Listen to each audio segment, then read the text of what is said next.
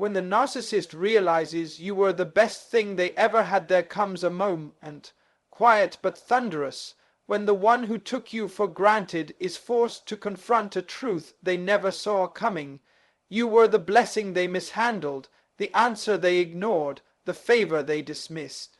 Not because you changed, but because they never truly saw. You gave love without conditions, loyalty without limits, and presence without pretense. And now, in the echo of your absence, they awaken to the value of what they lost.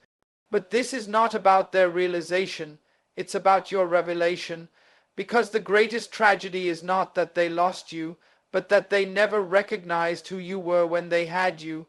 You were the gift, not the reward. You were the garden, not just a flower. And now, what they remember in regret, heaven always knew in purpose. You don't lose value because someone was blind. You were royalty before they noticed, and you remain royalty after they regret. There is a dangerous deception that tries to whisper to the soul that if someone failed to love you, value you, or see your worth, then maybe you weren't worth seeing. But let me declare this without apology: their blindness does not cancel your brilliance. The inability of a narcissist to honor you never reduced your value. It only revealed the limits of their vision. You were a treasure in their hands, but they treated you like an option. You were a divine assignment, misread as a convenience. And when someone misjudges a diamond as glass, the issue isn't with the diamond. It's with the eyes that lacked the training to recognize what was before them. You were royalty long before they arrived, and you remain royalty long after they leave. Royalty isn't proven in who crowns you. It is revealed in how you carry yourself when no one applauds. The narcissist, so often intoxicated with their own reflection, couldn't see the glory of what stood beside them. You weren't invisible. You were simply standing next to someone too full of themselves to see beyond their own ego. But don't confuse being unseen with being unworthy. You don't lose your inheritance because someone else was too immature to steward it. You are still chosen, still set apart, still fearfully and wonderfully made. It is common for narcissists to inflate their value while diminishing others. They thrive on control, on rewriting narratives to make you question your reality, your memory, and even your identity. They'll gaslight your intentions, devalue your presence, and minimize your contributions, all while drawing strength from the very soul they drain. And in that confusion, if you are not rooted in truth, you may begin to doubt the very essence of who you are. But hear me, their inability to love you right was never a verdict on your worth. It was a revelation of their character. You were giving king, level love to someone operating with a peasant mindset. When you love someone who can't love you back in a healthy way, you begin to exhaust yourself trying to become more lovable, more pleasing, more agreeable, more quiet, more loud, more accommodating. But nothing you do will ever be enough for a heart that's committed to its own agenda. Your value is not defined by their acceptance. Stop apologizing for your light because it exposes their shadows. Stop shrinking to fit into places you were called to transform. Stop adjusting your crown to make them comfortable with your royalty. Understand this deeply. When someone finally realizes what they had in you, it's not because you became better, it's because their eyes finally opened, often too late, to what was always there. Regret is the echo of missed purpose. And when a narcissist feels the void of your absence, they're not mourning you. They're mourning their access to you. They didn't lose love, they lost control. And yet, even in their regret, you must resist the urge to return to what once wounded you. Because returning to a place that broke you, simply because they now see your value, is not restoration. It's self-betrayal. You were not created to be tolerated. You were designed to be celebrated. You're not a background character in someone else's story.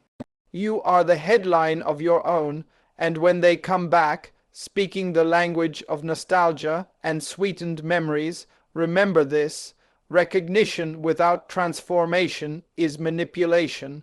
A narcissist doesn't come back because they've changed. They come back because they see that you've changed, and they hope you're still vulnerable enough to let them in again. But royalty doesn't revisit dungeons after discovering the palace.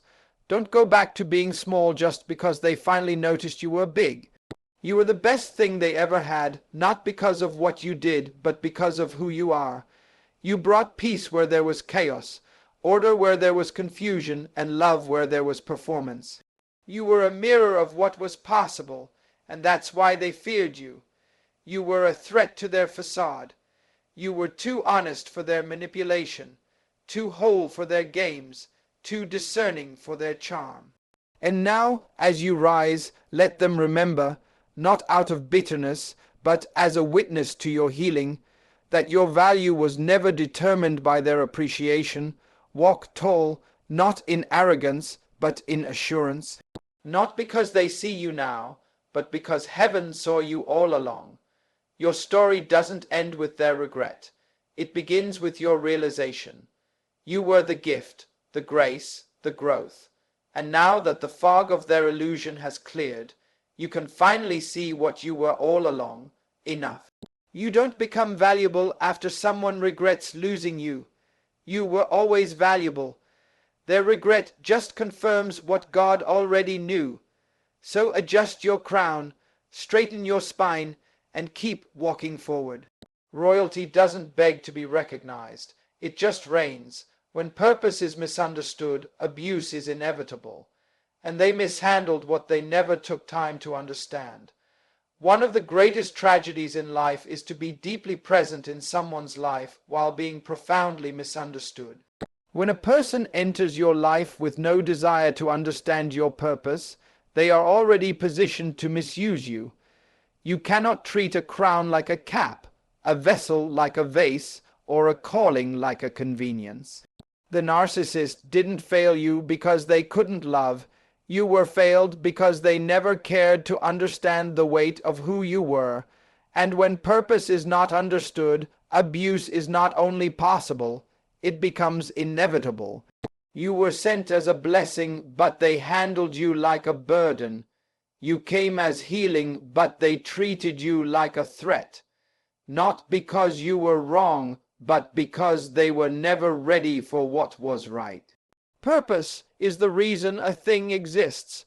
Everything created was created with intent, with divine assignment, with hidden treasure placed inside.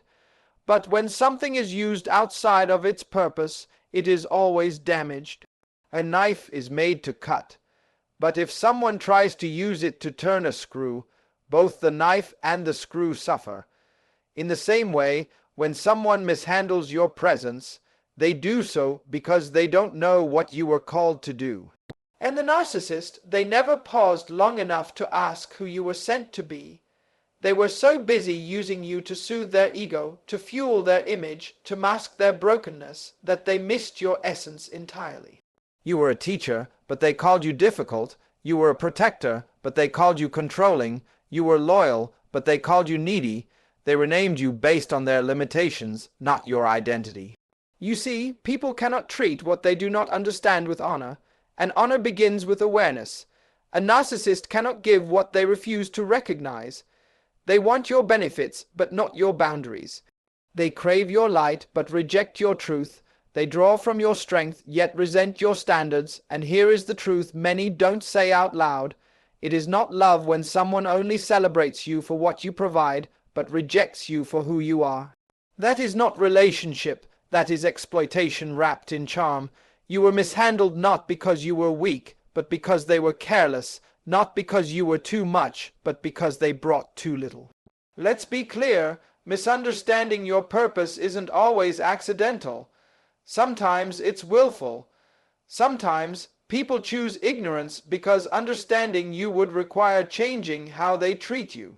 And for a narcissist, change is confrontation, something they avoid at all costs, so they choose the comfort of control over the risk of revelation.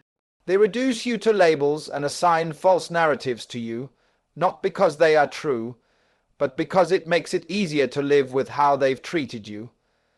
Misunderstanding becomes a tool for manipulation.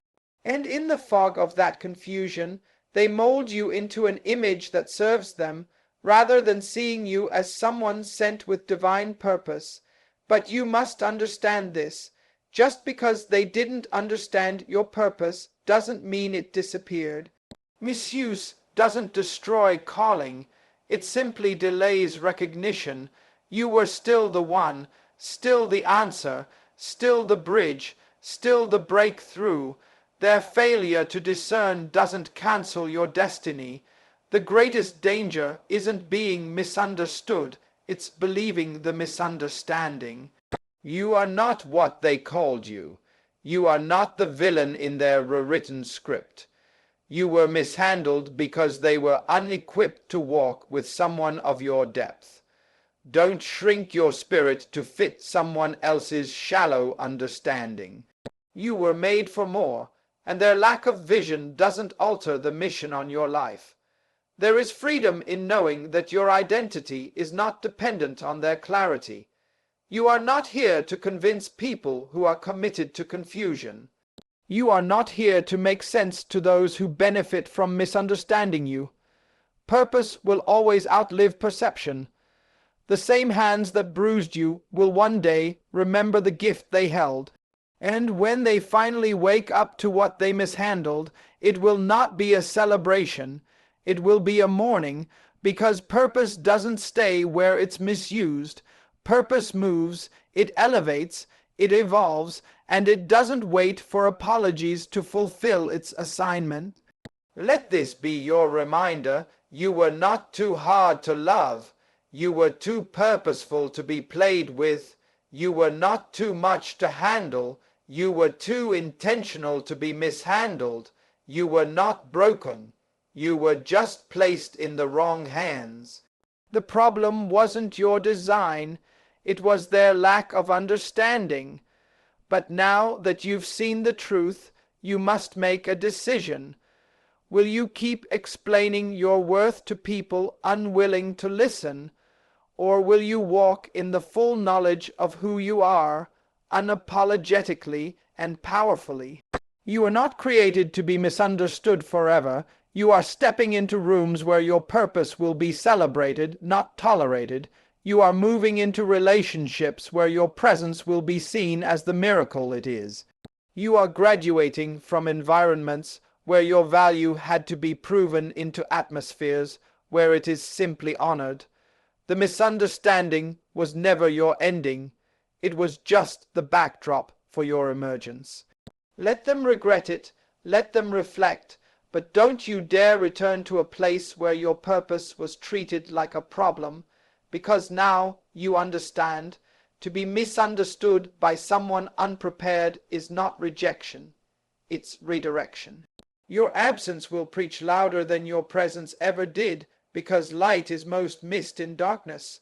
There are times in life when your silence speaks louder than your words ever could.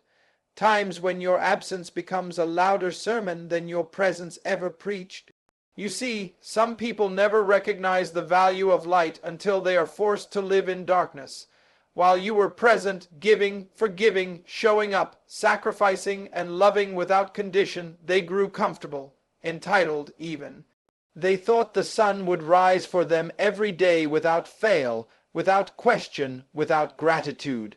But now that you've stepped back, withdrawn your light, reclaimed your peace, they are left sitting in the shadows of their own making, realizing far too late that you weren't just another flame.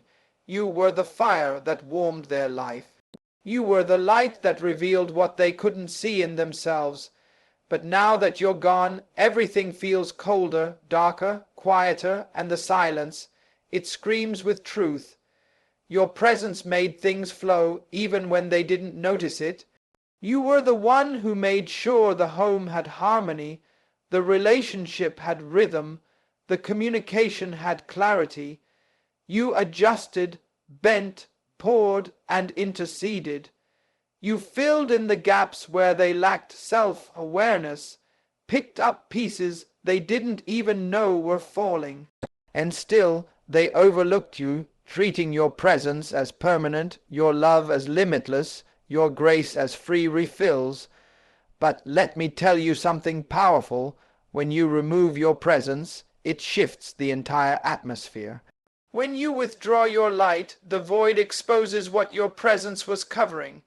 What they called normal was actually your effort.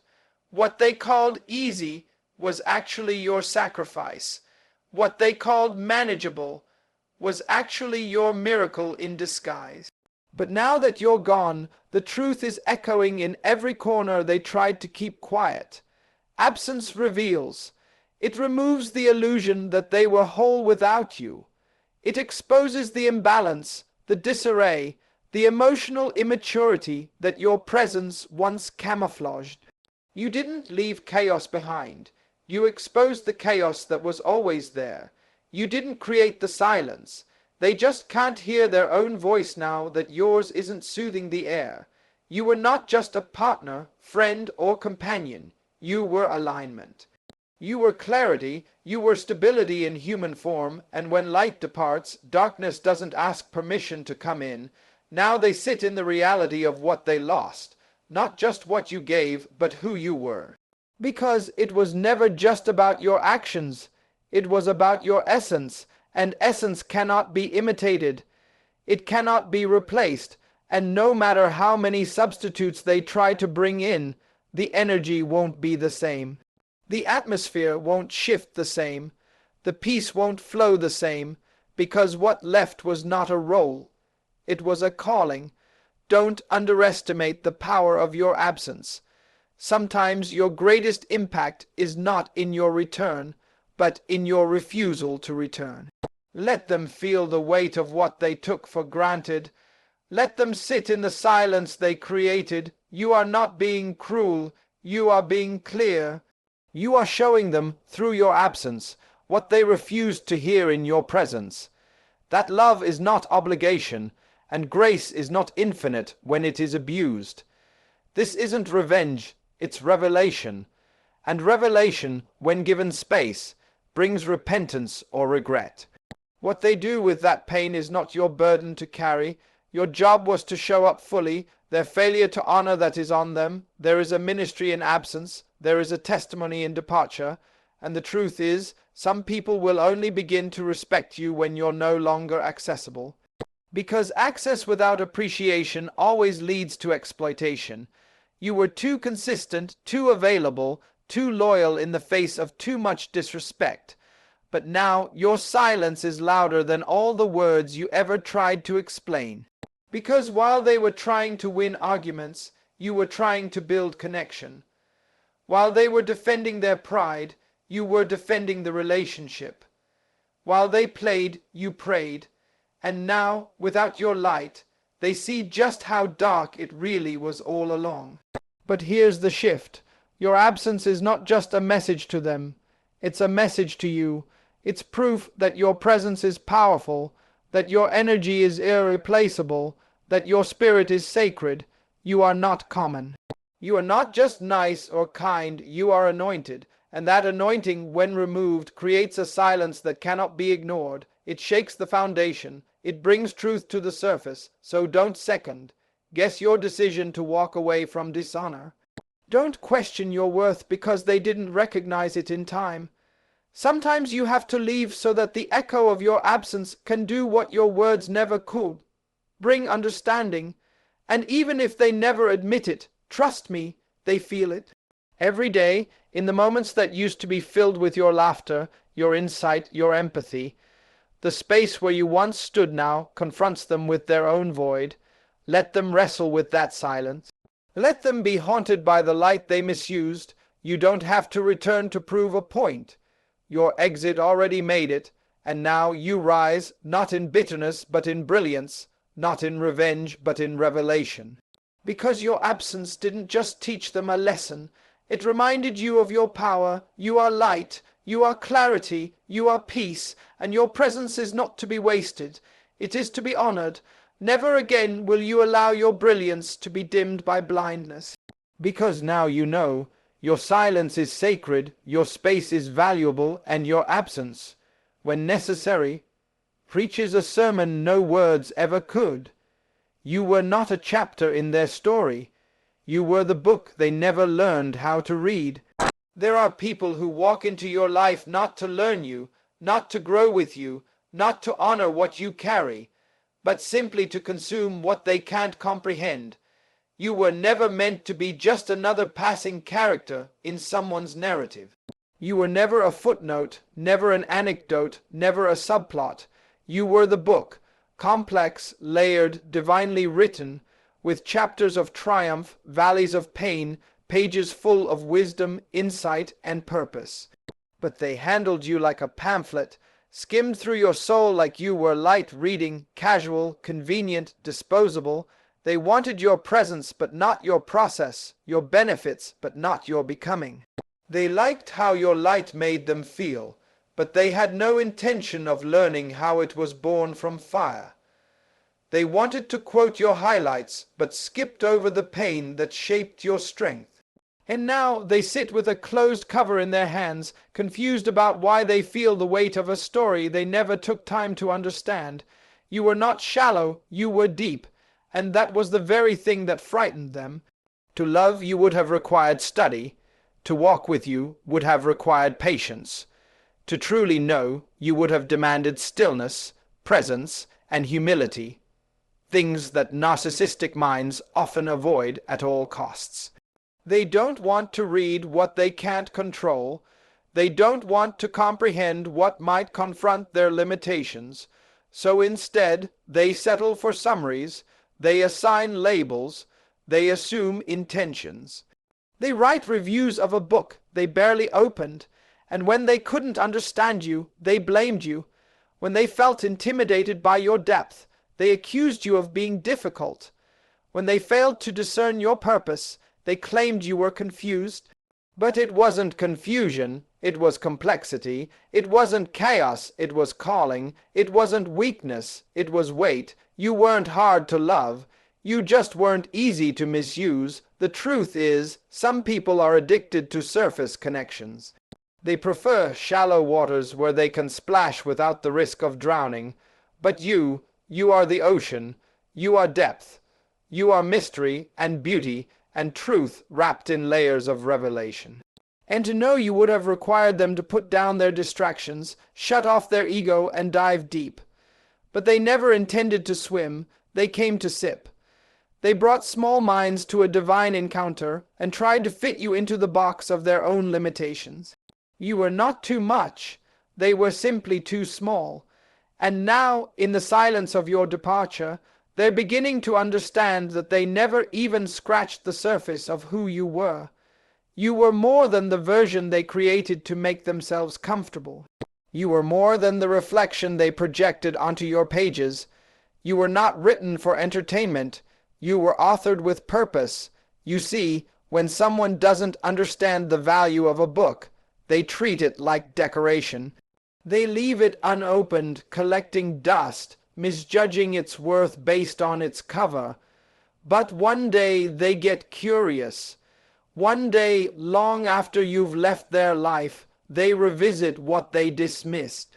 They open a page, catch a line, remember something you said, something you did, and it hits them, not with guilt, but with grief, because now they realize they never truly read you. They memorized a few quotes, but missed the message. They remembered your laughter, but forgot your tears. They were present for the benefits, but absent for the burdens. And as they sit with the memories, they realize you were the lesson they refused to learn, the love they weren't ready for, the truth they tried to rewrite. But you were not sent to be rewritten. You were sent to be revered, and yet your healing cannot be anchored in their recognition. Whether they ever understand you or not, your story remains sacred. Your identity is not up for debate. You are not waiting for someone's validation to make your pages holy.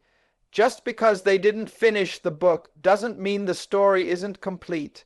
Just because they didn't see the value doesn't mean the book is any less of a masterpiece. You were written by the hand of purpose. You are the product of process, pain, promise, and perseverance. You are full of revelation, insight, grace, and glory. You are not a love story. They didn't deserve your heart. You are not a tragedy. They never broke you. You are not a fantasy.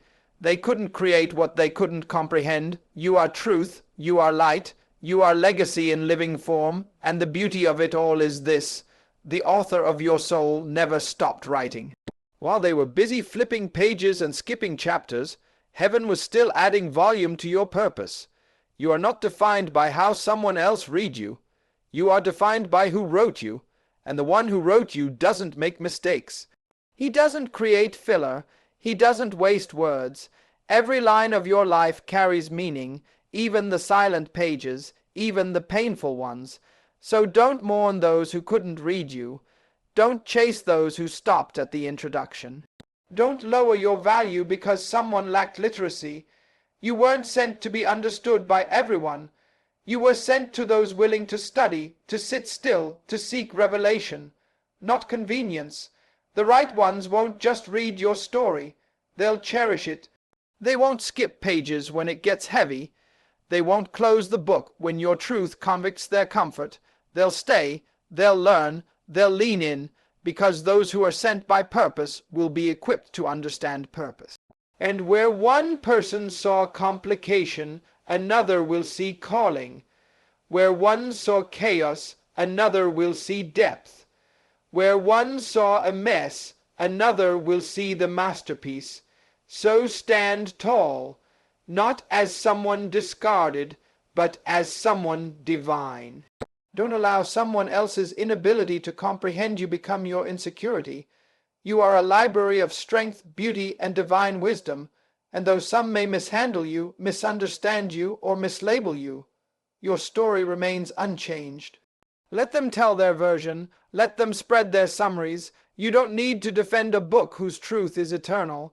Just keep living, keep growing, keep becoming, because one day someone will walk into your life, not just with interest, but with reverence. And when they open your pages, they won't just read to the end.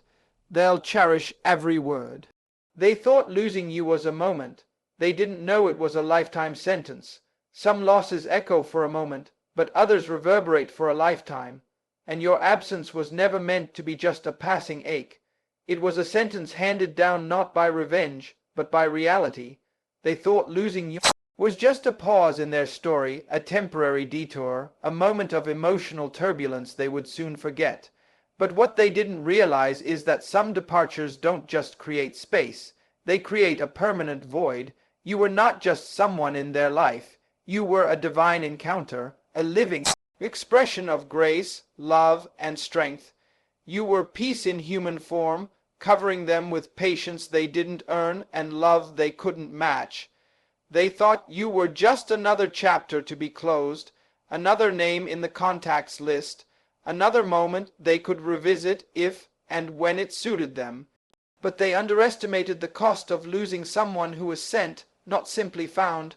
You weren't an option, you were a lifeline, and once that lifeline was cut, they didn't realize how quickly everything else would begin to unravel. They didn't see the sentence at first. No, in the beginning, they probably celebrated your absence. Narcissism always needs to win something, even if it's a false victory. So they told themselves stories that you were over-emotional, too intense, too demanding, too much. They gaslit the memory of your goodness to soothe the guilt of their betrayal.